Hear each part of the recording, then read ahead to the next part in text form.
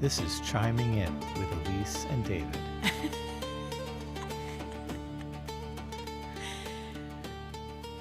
Hey there. Well, hello. How are you? Fancy meeting you here. I want to tell you how much I had such a good time walking with you this morning. 3.5 miles. It is gorgeous. Right when we woke up, we walked. It was We great. had a beautiful morning here in Virginia Beach. We have flowers everywhere. I think we're the home of the azalea. And they are blooming. Big, huge, bushy bushes of big flowers in all ranges of pinks and reds and whites. They're maybe even a little purple. Beautiful. Is that like indigenous to this area, azaleas? Um, I think it is. I've heard that it is. Maybe. You mean native? Yeah, a native plant? Yeah. I would have to look up if they're really native, but there definitely are now. I mean, we have the azalea garden. We have neighborhoods and streets named azalea. Yeah, they're a really beautiful plant. And I liked the walk we did today because we went down these little meandering streets that were kind of tucked away in our neighborhood that we don't usually walk down. I felt like I was in a different country. I really love it doing that. That area is less manicured. So it's, the trees are left. It looks like the houses were dropped in the middle of each of the properties instead of like the property cleared and then the house built, Right. Which is fine. It's all fine. Everything's great, beautiful neighborhood we live in, but I really, really love that. And so when we were walking and there were really, I don't think we had one car pass us. No, it was very quiet. Yeah, morning. it was really quiet. And so we're walking along and maybe on the right side of the road to be out of the traffic if it would come, right? we are on the right Right. and maybe a little towards the middle. And we're just chatting away. And all of a sudden I hear like the whir of, I didn't know what it was at first, like a wheel. Like I thought a car for a quick second. And then I guess I maybe registered it was a bike, but before I could even know it, I started to move over further to the right, thinking there was something behind us. And just as I turn and look, a biker, an older guy on a bike, not that old, whizzes by me on the right, passes me on the right between the edge of the street and me, which is where I'm going, by the way, to get out of the way, or that's my instinct. I think I almost died. I know, you almost ran right into him. It was Well, only he would about have- 3 or 4 feet probably between us and the side of the road, and he squeezed in between that. I would say it was less, and it was tight. crazy.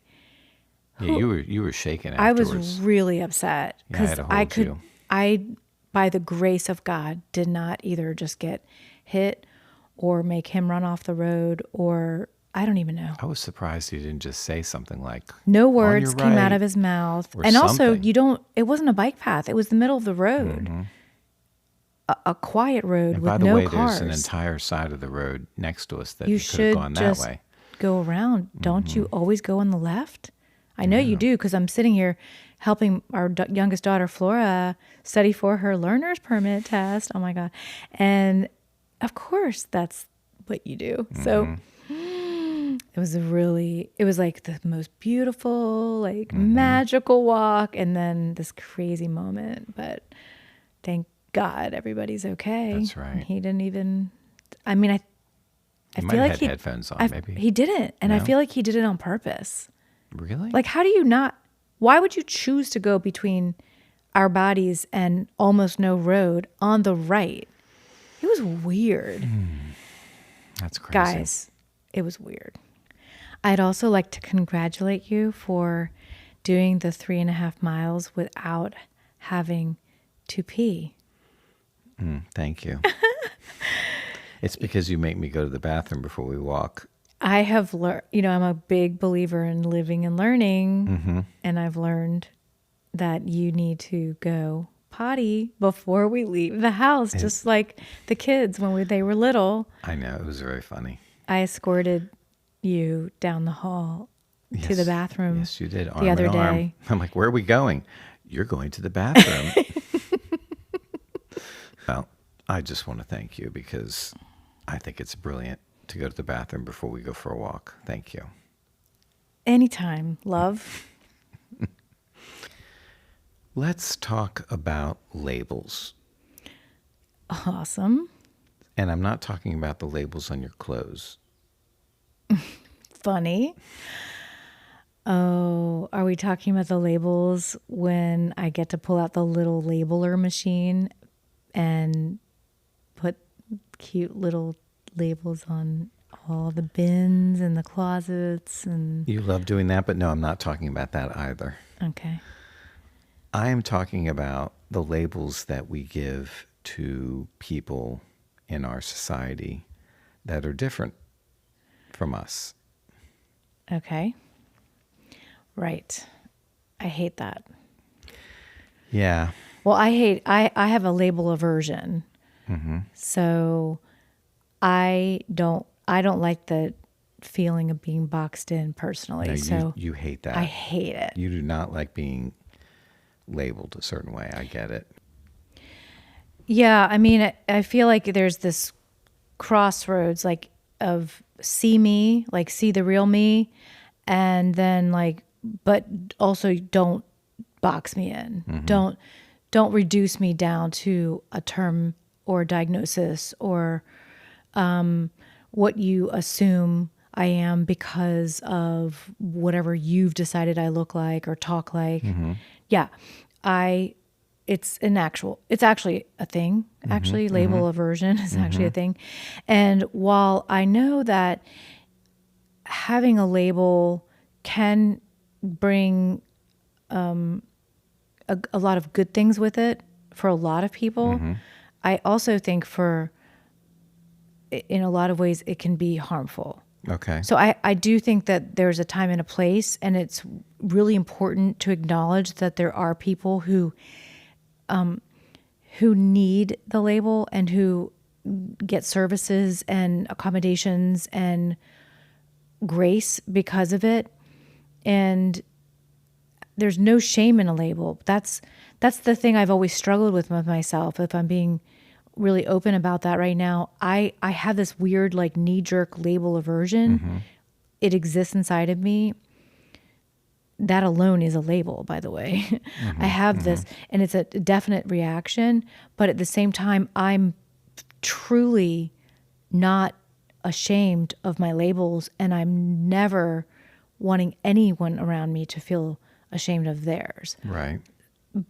But I just had this weird feeling inside of me that if someone calls me out and says, you're an introvert, and I'm like, well, not exactly. It's more complicated than that. Not all the time. Maybe certain situations. It's not. Yeah, I have those tendencies, but that doesn't describe every situation, all of me.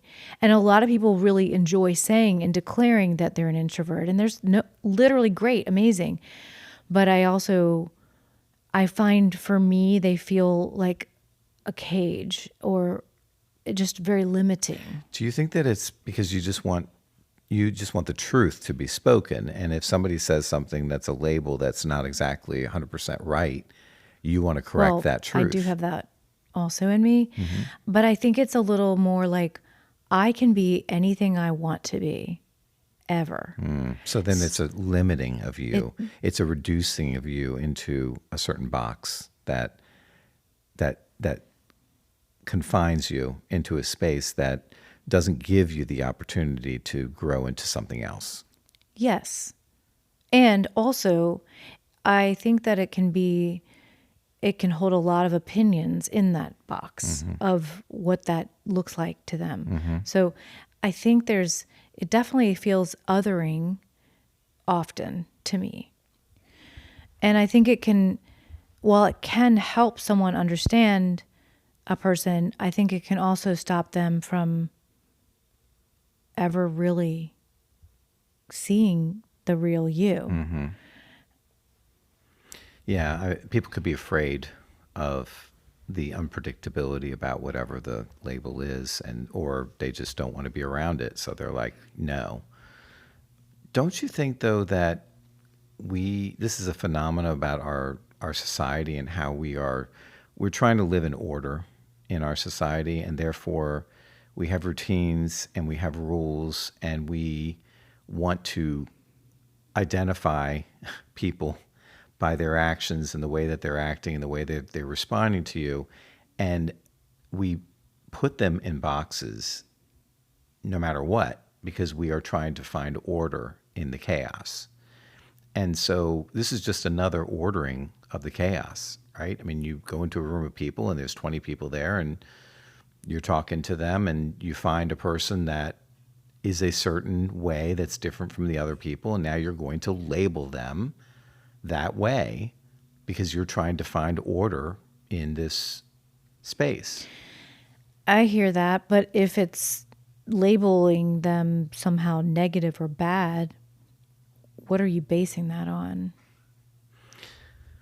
Well, I mean, it could be ease of communication. It could be you don't understand. Maybe the person is, in your personal space. They're getting really close to your personal space, so it feels uncomfortable. Or maybe they're talking about something that's inappropriate, or you don't feel comfortable talking about. I mean, there could be a lot of ways that a person who has certain a label. Why don't we actually talk about some of the I was labels just going to to make say, it a little so easier? if that person is neurodivergent, if that person is autistic, does that change the way you thought they were different?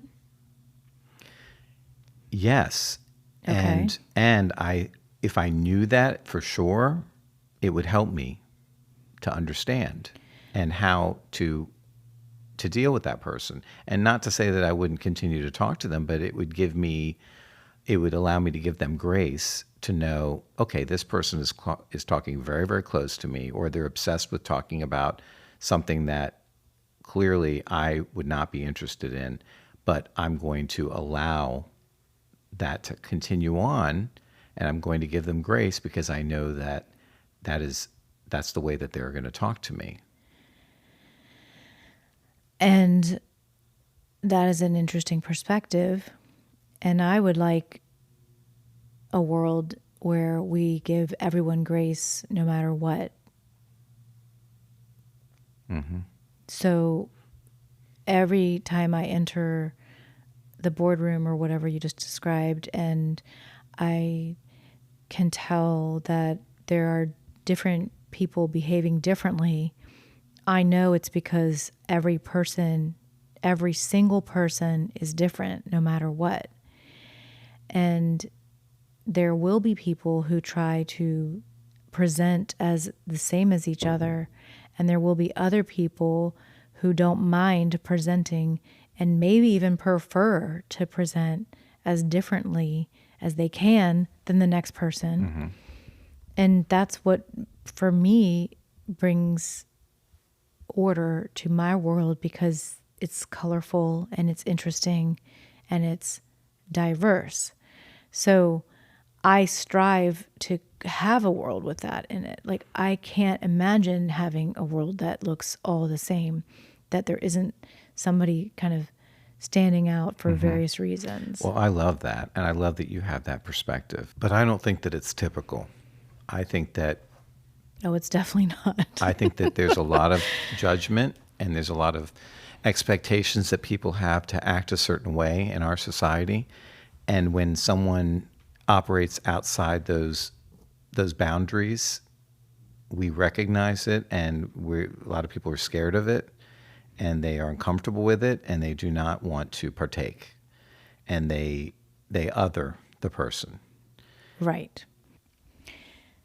I think the question I'd like to discuss is if a label is used to limit our view, or if it's used to expand our view of a person. And I want you to just sit with that for a second, because when I say I'm something, I'm Jewish, you might have a flood of thoughts of what that means.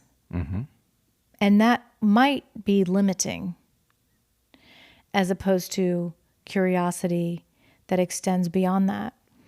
And the thing about a label is if you only have one that you're presenting, or a lot of people don't have any choice, their label is a race. That's very clear.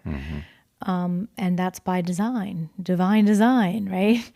If you don't have any choice, but that is what your presentation is, whether you declare it, whether you're, hey, wearing it on your clothes, whether you're wearing it, obviously. When you say that, is it the whole story? Of course not. And you'd have to have a long ass list to have all the labels to show somebody everything.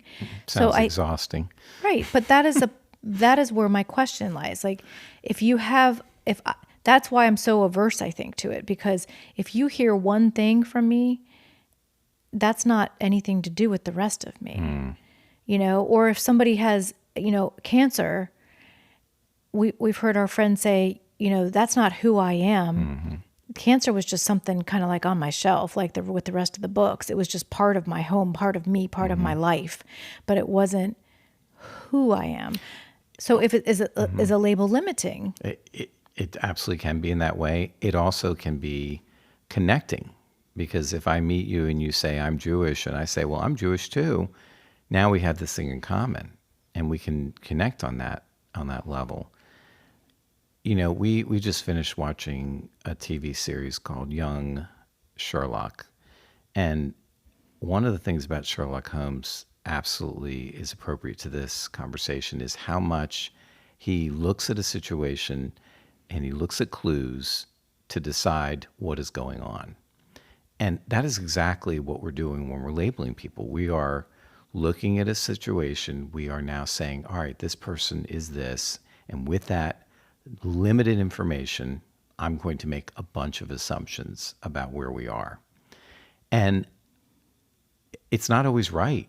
And you're absolutely right that we are very complicated people, and we don't always get the whole story when we label somebody. So I definitely think there are positives and negatives to using the labeling. Right. And like my sister, Kim, was saying to us earlier when we were discussing labels with her, she and her nonprofit many years ago did a performance called Behind the Label, where kids got up on stage. They had a whole script and songs that went with it, and they went into schools to basically say, you see yourself in me, I am you, we are the same, except maybe we're not, basically. And they held up, a sign with their label, with one label. They could have obviously so many. And my sister was saying the way she liked to frame it is, do we need the label to sort of suggest there is a reason to act differently around a person? So if the stove is hot and you want to say, don't touch, it's hot, then that label might be really important. And good, yeah. And valuable. So in that sense, when somebody says, or wears a lanyard with sunflowers on it, to the airport because they're autistic and they want the, TSA staff to give them a little grace and be cautious that they might be having a hard time in this overstimulating environment. Is that a really great thing in that moment? It is. Does that mean I know everything about that person? It absolutely does not. So in your Sherlock, comparison, analogy, what's interesting about somebody like that or a detective is they're looking around and they're making assessments based on facts is their goal, not just like an opinion that they're forming. They might have an opinion, but you have to go forward with the facts first in order to guide you to the next, right? Lead the string of pearls, right? One to the next, right? So in that way, if there's too many assumptions, that is always where a character, obviously, but probably in real life too, we go awry, we go off track. And I'd like to kind of turn the label conversation from literally what we're wearing on our sleeve, if you will, to more of the internal, external labels, because that is where I think life gets tricky. When you can't see for yourself what's going on, when our meetings and our brushing against other people is short-lived, and perhaps the expectation is that we're just coworkers, or we're just chance meeting in a, you're my waiter, whatever. So you're interacting with other people, but you don't know or even plan to know their story. Yeah, you're not going to have the investment of time to really get to know them. Right. So my goal for this world is that there's an open-hearted curiosity no matter what is presented before me. So when I see people who, again, they may look exactly like me, they may resemble me in every way or not, and that diversity is the only fact. The rest of it is open-ended. So literal, like a diverse world. And also we started to touch on a neurodiversity where people process differently. People literally have different ways of regulating their systems. And so all of that, the reason that is in the news so much right now, and the numbers seem to be going up and all this stuff, is literally because people are realizing, yes, I'm really struggling out in the real world with all of these things, and I don't know whether I'm supposed to be talking about it, if I'm supposed to be announcing that, because I am Or should doing I mask it? Should I and also keep it away from people? I'm doing it just like everyone else in theory. So it may be harder for a person who has so many obstacles in order to feel comfortable in their own skin when they're out and about. So if that's somebody's story, that's kind of behind the scenes. So is it any of your business what I'm doing behind the scenes? If I can cope and figure it out and put sunglasses on and headphones, do I care if you think something about me? Because if you care to know me, you might ask. That's beautiful. And there's a lot of assumptions. My sister also just told me about some people that were born, we know these kids who were, they're young adults now, who were born blind. And she said one of them, go figure, has a job in cybersecurity. Amazing. But if you would assume, seeing this person who's navigating life without the use of their eyes, is that even a possibility? And of course it is, because that's not the whole story. That's not the whole picture. And that's one of those outward signs, those outward labels that someone is born blind. Like, it's very clear when the person walks by that they're blind. So you're not wondering, you're not, the phrase "no shit, Sherlock" came from somewhere. Right? So, so it's very clear. Right. You don't have to like, oh, I'm playing a detective now. No, we see you, and yet that is just part of my world. That's not the whole picture. So I think the word empathy comes to mind, because that is when we open up our hearts and feel for each other. And, I think about all the people and the kids in school right now trying to navigate life in school is so crazy and so tough, and of any age.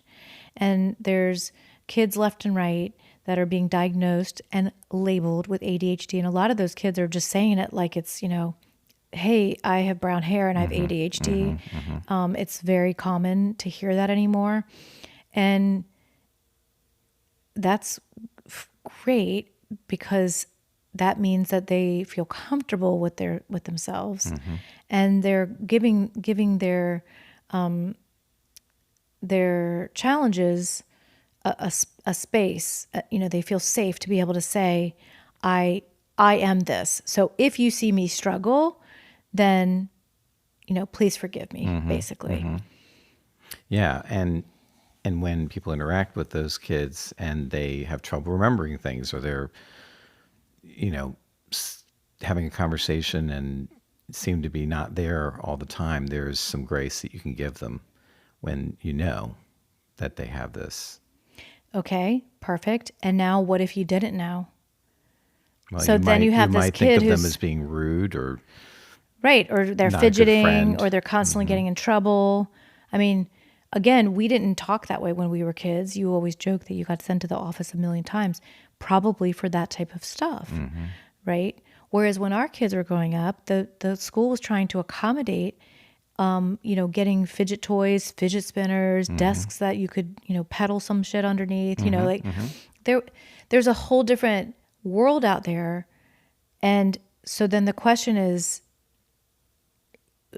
obviously the word normal is basically a negative word anymore, because we've realized that so many people are struggling with this with these types of challenges. Everyone's different. These spectrums are a spectrum for a reason, that every person's version looks different.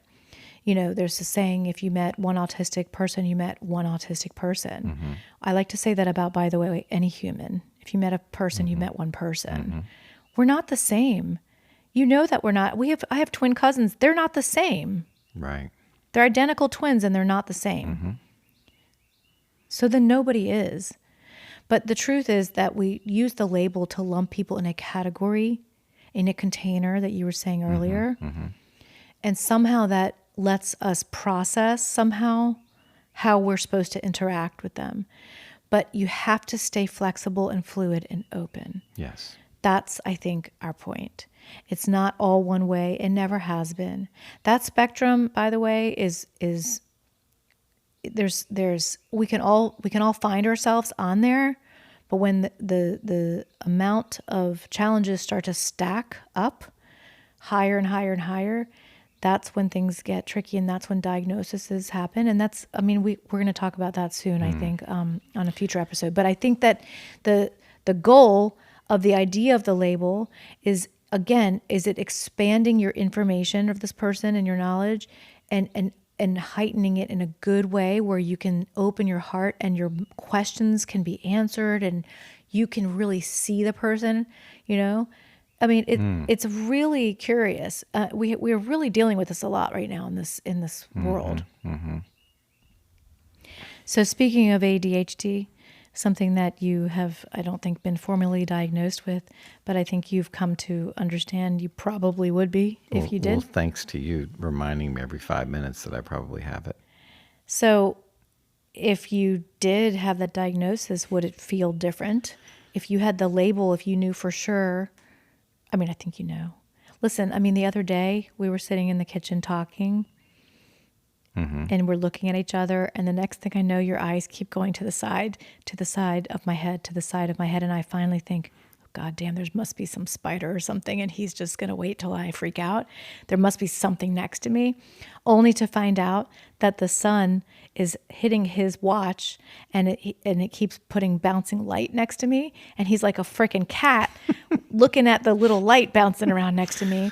And so I'm just saying. Sorry, I was getting distracted by the light. I'm going to say that Dr. Elyse is in the house and you are diagnosed. Jesus Christ. It might have been helpful.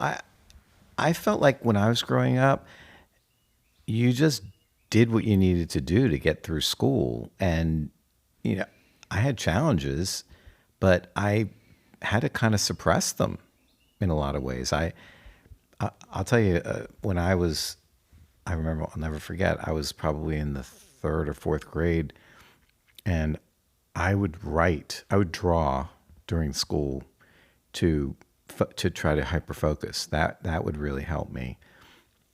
And the teacher got so angry that I was drawing while he was talking that he yelled at me and he said, "You're going to go home today and you're going to have your mom look at every page of this notebook that you've been drawing on. I want her to sign every single page."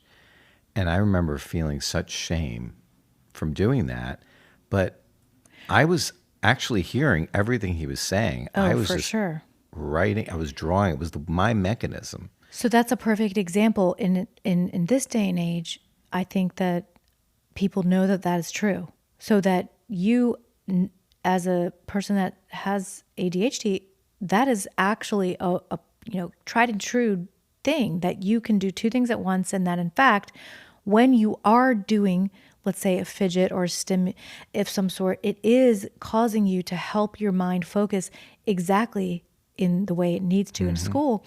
And back then you got in trouble for, I mean, again, everyone did, for a million things that relate to that as an example. And now everyone's like, oh, I see how that can be helpful. So there's like been a wake up call in that, I would say ADHD, especially in that department.